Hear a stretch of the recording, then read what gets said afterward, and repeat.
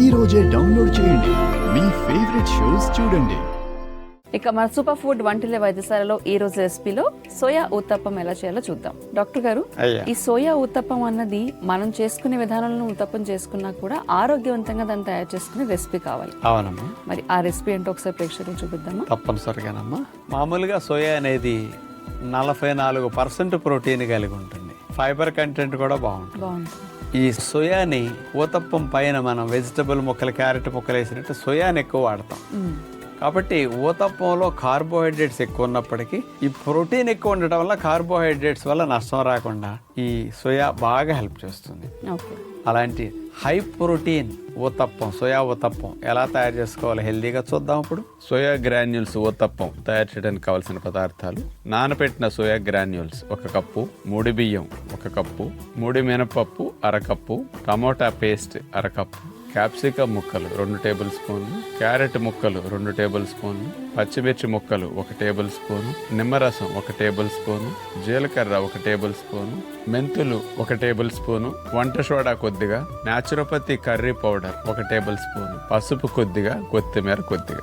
ఊతప్పం వేసుకోవటానికి ముందు రోజు ఉదయం పొద్దునే మనం ముడి బియ్యము, మినపప్పు, మెంతులు ఈ మూడుని బౌల్లో వేసేసి నీళ్లు పోసి నానపెట్టుకుంటాం. నానిన తర్వాత ఈవినింగ్ వాటిని రుబ్బుకుంటాం. నానపెట్టిన సోయా గ్రాన్యూల్స్ని నీళ్ళల్లోంచి తీసేసి పిండేసి ఆ గ్రాన్యూల్స్ని బౌల్లో వేసాం. దానిపైన క్యారెట్ తురుము, దానిపైన పచ్చిమిరపకాయ ముక్కలు, జీలకర్ర, టమోటా ముక్క చెక్క గ్రైండ్ చేసింది వేసాం, క్యాప్సికమ్ ముక్కలు, పసుపు, వీటన్నిటిని సోయా గ్రాన్యూల్స్ లో కలిపేస్తాం. అందులో vegetable curry powder, naturopathy curry powder 1 table spoon వేసాం. అందులో కొత్తిమీర కూడా వేసేసి మందపాటి ఇనుప రేకు పొయ్యి మీద పెట్టి మేగడ రాసేసి దాంట్లో ఊతప్పం పిండి వేసేసి దాని మీద పెట్టి పిండికి అద్దేసి మూత పెట్టి కాల్చేసరికి పట్టుకుంటుంది కాబట్టి ఇంకా సెపరేట్ చేయడానికి రాదు కాబట్టి ఆటోమేటిక్గా తినేస్తాం. పైనట్లా అరిటాకు కట్ చేసింది పెట్టేసి మూత పెట్టేస్తాం. ఊతప్పం తిరిగేసి కాల్చినప్పుడు మామూలుగా అయితే అవసరం ఉండదు.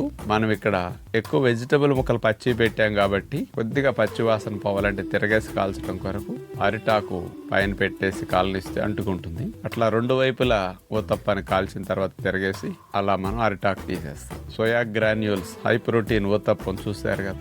ఊతప్పం తిన్నా నష్టం రాని విధంగా ఎలా తింటే మంచిది. ప్రోటీన్ ఎక్కువ ఉన్నప్పుడు కార్బోహైడ్రేట్స్ ఎప్పుడూ నష్టం చేయదు.